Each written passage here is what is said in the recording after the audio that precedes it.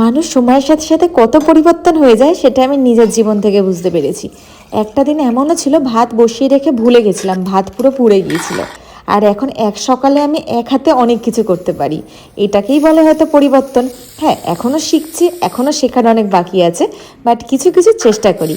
আজকে যেন ছিল শনিবার দিন, তাই ভাবলাম কিছু রান্না করে নিই, বাট মাছ মাংস আর করবো না। তার জন্য সোয়াবিন করলাম আর মুগের ডাল। ডালটাকে প্রথমে নুন হলুদ দিয়ে সিদ্ধ করে দিয়ে দিয়েছি।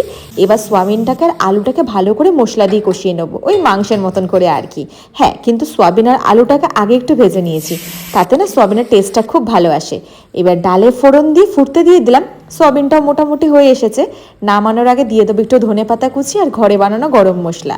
আর ওদিকে ডালটা নুন হলুদ দিয়ে নামানোর আগে দিয়ে দিয়েছি একটু ঘি। এতে নিরামিষ ডালের স্বাদ খুব সুন্দর আসে। আর সাথে ছিল স্যালাড, টমেটো আর শসার মধ্যে একটু নুন আর একটু লেবুর রস দিয়ে মেখে নিয়েছি। খাবারটা খেয়ে খুব তৃপ্তি